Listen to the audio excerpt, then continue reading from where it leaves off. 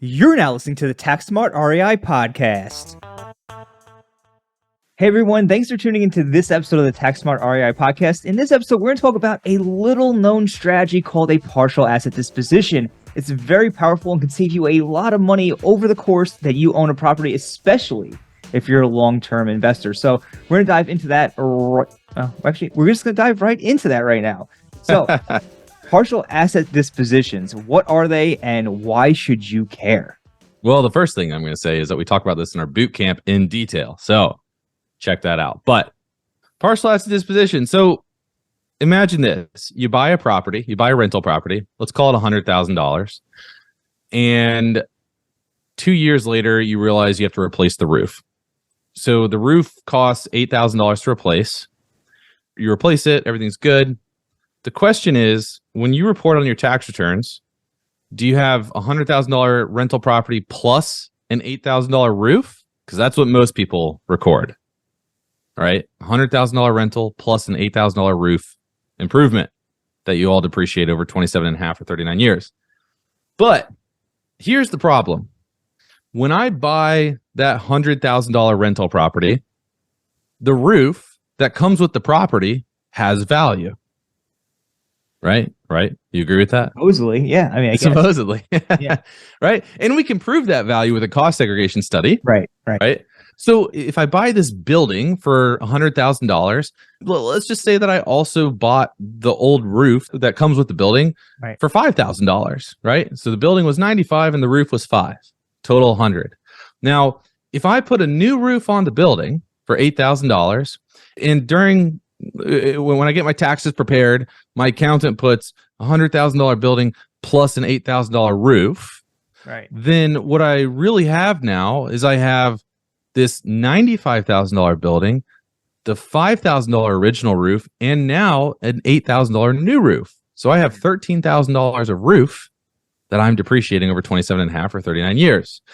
Effectively, I'm depreciating 2 roofs, but I only have 1 roof. Right. That's why partial asset dispositions exist. They allow you to write off the cost of the asset that you have replaced or partially replaced, right? So they allow you to write off the cost of that $5,000 old roof when you put the new $8,000 roof on. So if you are claiming partial asset dispositions, which would be maximum optimization for taxes, when you claim the partial asset disposition, you would say, I have a $95,000 building and an $8,000 new roof. So my total building cost is $103,000, not $108,000. And through doing this, I get to write off the cost of the old roof. So I take that $5,000 less whatever depreciation I've claimed, I take that deduction today. Yeah, it's an expense. It basically ends up on your P&L as a much larger expense than it would be if you would continually depreciate that over a 27 and a half year lifespan, for example. Right. And so why don't most accountants do this? Well, I guess we could talk about why we haven't really focused on it that much in the past. And it's really just because it's the cost to get it done. It's in the weeds. And, usually the biggest issue with this is always trying to identify the cost of the asset being removed, right? How can you determine the cost of that roof, right? A lot of people, they'll just have their tax return and they'll buy that $100,000 property you mentioned. They'll break out the land value and they'll start depreciating the entire building over 27 and a half years. And that building includes all the components and you never got the valuation. So one way to do that, right? One way to get the value of all those assets, all those components within the building is with a cost segregation study. And get the cost segregation study performed, it breaks out the value of all of those assets into, breaks them all down, and then you can report those assets on your depreciation schedule. So you might have the roof, you might have the HVAC systems, you might have the electrical systems, the plumbing systems, all of these assets that are eligible for a partial asset disposition, you can actually get broken out through a cost segregation study, which is one way to do it. There are other ways, but a cost segregation study can be expensive, especially if you're just doing it just for the partial asset disposition. Right. And so, going back to my question of like, why don't most accountants do this? We do this with our larger clients, larger tax returns, but it's just the cost of going in and trying to figure out what is the cost of the asset that's being disposed, because you have to be able to substantiate it if you were to be audited, the IRS is just going to generally their first step is just disallow all of these types of disposition losses. So you have to be able to substantiate it, and that just takes a lot of time and work. But it is something that we're trying to systematize going forward. But another reason that accountants don't do it is just don't know it exists. And the clients don't know it exists. So that's why you're listening to this podcast, is at least ask the question, hey, should we be taking a partial asset disposition, or should I pay you to calculate what this partial asset disposition might actually look like for me? Is it worth it? Now, sometimes it might not be worth it for you, right? Let's talk about when it might not be worth it, or why it might not be worth it. Yeah, I mean, it might not be worth it depending on, the size of your property and the size of the actual deduction, right? If you have a single family residence, the value of your roof, for example, may not be worth going through all the efforts and the fees that you're going to incur trying to deduct it, right? Again, you're going to need to have either your accountant or a cost segregation study determine the value, right, of the roof in the first place. So there's a cost associated with that. Then there's the actual cost associated with actually making the partial asset disposition. That goes into the tax prep and all of that type of stuff. So might not be worth it on a smaller assets to go through all of that. And you have to make sure that the expense justifies the fees, right? If it doesn't, then there's no need to doing it. You're not going to go buy something for $30 just to save $25 somewhere else, right? That makes no sense. So at the end of the day, the juice has to be worth the squeeze. Mm-hmm. Mm-hmm. So there are two ways to substantiate the cost of the asset that you are writing off through a partial asset disposition. Tom just mentioned a cost segregation study. That's a very good way to do it. So if you're getting cost segregation studies performed, you might not even realize that it will enable you to use partial asset dispositions later on down the line. The second thing that you can do is to use the producer price index to essentially calculate the historical value of your asset that you're disposing of based on today prices. So you would look at today prices, you would go find your asset in the PPI index, and then you would backdate it to effectively figure out what is that original value. Now, you can only do this when the replacement asset is considered a restoration, right? So if we go back to our tangible property regulations, we have betterment, adaptations, and restoration. So you cannot use the PPI index or the producer price index for betterments or adaptations. You can only use it for restorations. And we're not going to go into what that means, but we've done stuff on that in the past. So go find that content, but you can only use the PPI for restorations. But it's an effective way to do it as well if you don't have a cost segregation study at your disposal, or if you don't want to run a cost segregation study, or if that's out of your price range, you can use the producer price index. The caveat that I'm going to leave here, though, is just the producer price index will oftentimes result in inflated values. So you have to really understand, what is this asset that you're disposing of, right? Like if I take the cost of my new roof today and I've got like super upgraded shingles that are not on the old roof, then whatever the producer price index gives me is not going to be an accurate reflection of the original value on that old roof. So you got to be really careful when you're using the producer price index, because sometimes, or I guess oftentimes, it does result in inflated valuations of the assets that we are disposing of, which just means that you're getting a bigger write-off. You're allocating more value to this and then getting a bigger write-off than you really should. And the IRS will challenge that. You have to be ready to, you have to be able to substantiate that deduction, and you have to be able to show why that valuation is reasonable. Yeah, and if you think about it, though, another component of that is that in a situation where you are improving the shingles, that's usually going to be considered a betterment. So it's kind of why you can't use it on the betterments. Kind of makes sense, right? Because you're actually bettering the property, you're improving the property. Whereas a restoration, you're more or less restoring it to its original condition during a restoration, which is more of a replacement. Whereas a betterment is like a true improvement, if you will. KBKG, I just want to give them a shout out real quick. They actually have a partial disposition calculator. So you can go to kbkg.com/partial-disposition-calculator. And they've got like content on it and stuff like that. So check that out if you're interested in exploring what a partial asset disposition could look like in practice. A couple of the downsides here. Well, one of the upsides that I guess we should talk about before we talk about the downsides. So I guess I want to kind of circle back. So hopefully we all agree by now that this makes sense in theory. If I'm adding a new component, or if I'm improving something and ripping the old thing out, If I don't write the old thing off, then I'm effectively depreciating two things, right? So HVAC, I've got one HVAC unit. I rip the old one out. I put the new one in. If I don't write the cost of the old one off that I ripped out, that's no longer there, well, then I'm effectively depreciating. I'm still depreciating it, right? Even though it's no longer there. So I have to write off the cost of the old HVAC unit via a partial asset disposition in order to not be depreciating two HVAC units, even when I only have one. Right. All right. So that's the theory behind it. Now, one major upside, aside from getting a current year tax deduction by writing the cost of the old asset off, another major upside is depreciation recapture, right? Because that accumulated depreciation goes with that write-off. So when you rip that property out, the accumulated depreciation associated with it goes with it. And that's why this starts to get really complicated and also really costly for taxpayers. So if you're, doing this on a 500K property, it's probably not worth it for you, which is probably why you haven't heard of this, or your accountant hasn't brought it up, or your accountant or you just don't know that this exists. That's probably, that might be part of it too. So that's one major benefit. Now there are two not so great issues, right? There's one, passive activity. Right. You want to talk about that real quick? Yeah. So the passive activity, right? So when you're deducting this, remember, you're basically taking the depreciation and you're effectively accelerating it to get this larger expense this year, right? Because you're no longer going to be depreciating it over a period of time. And when you have this law, it could generate a sizable loss for you, depending on the size of the asset that you're writing off. And, then we run into the issues, okay, is it a passive loss or is it a non-passive loss, right? So if you're not a real estate professional, right, and you're not materially participating, your rentals are passive by default, okay?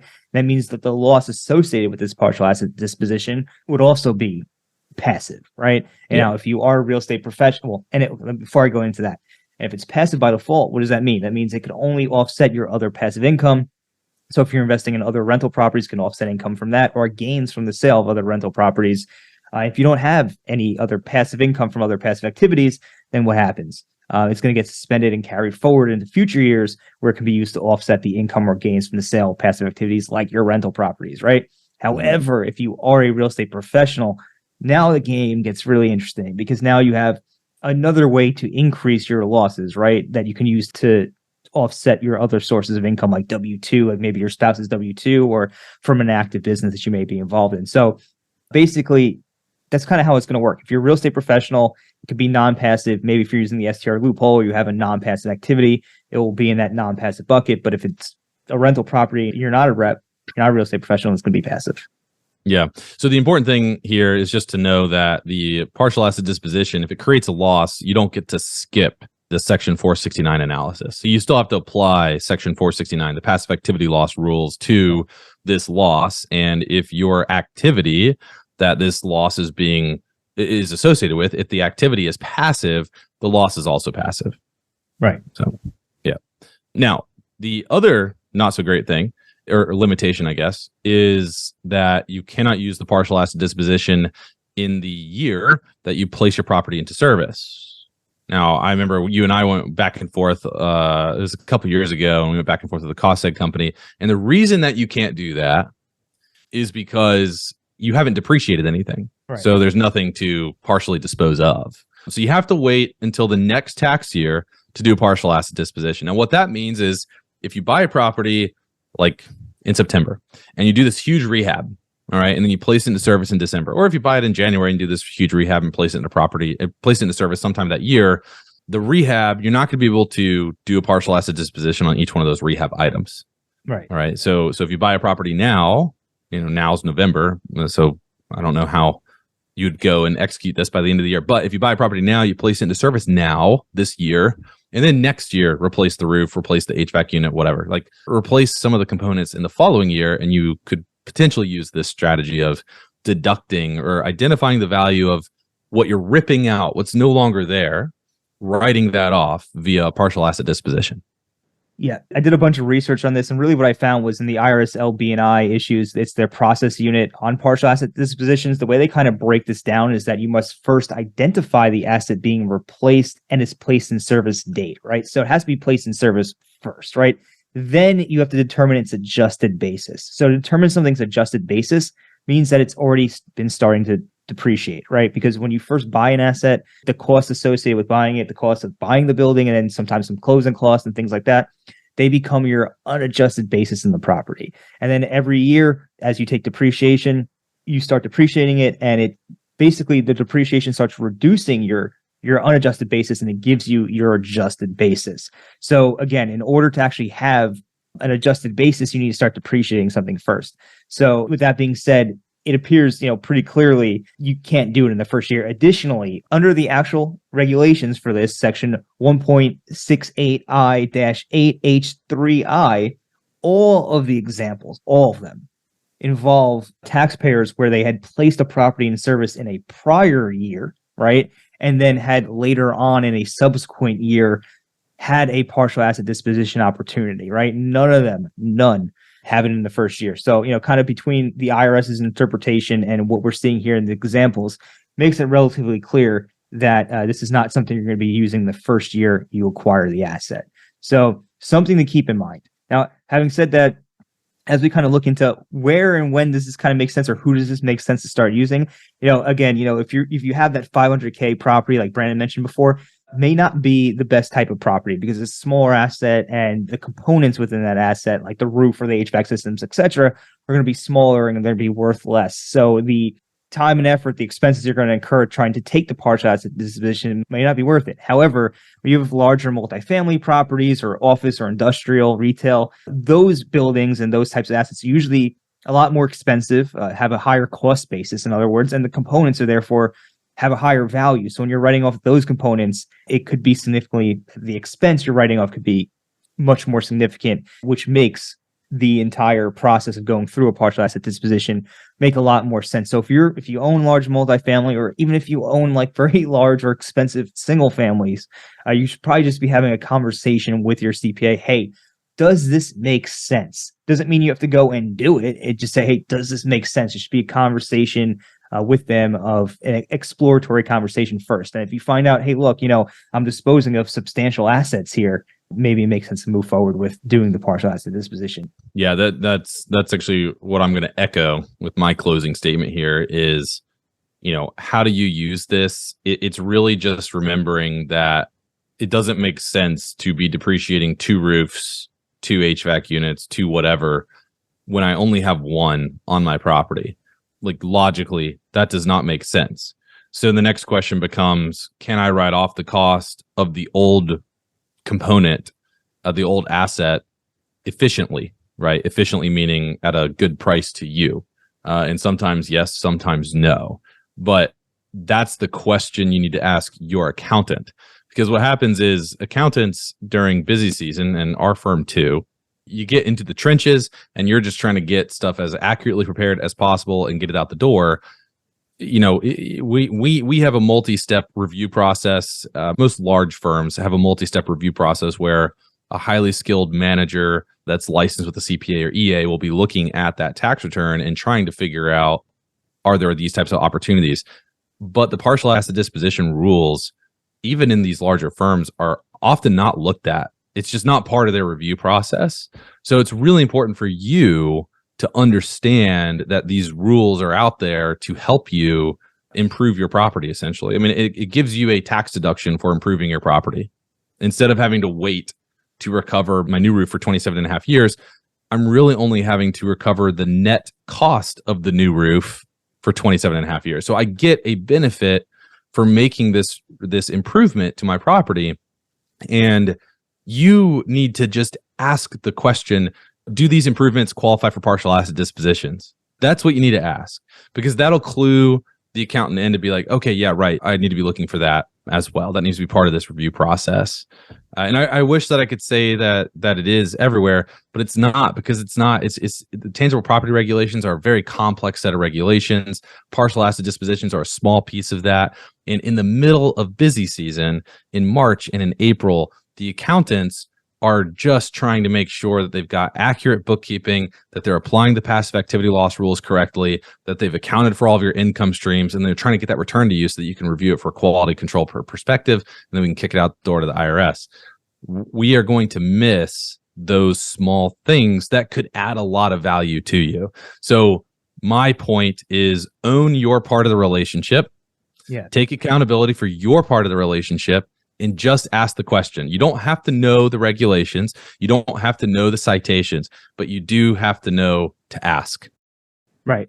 That being said, that's all for today. If you have any questions about this, you want to learn more, go ahead and join our Facebook group, www.facebook.com/group/tax-smart-investors. There's always a ton of great conversations taking place on how to reduce taxes and conversations just like this. So go ahead and check that out, and we'll catch you on next week's episode of the Tax Smart REI podcast.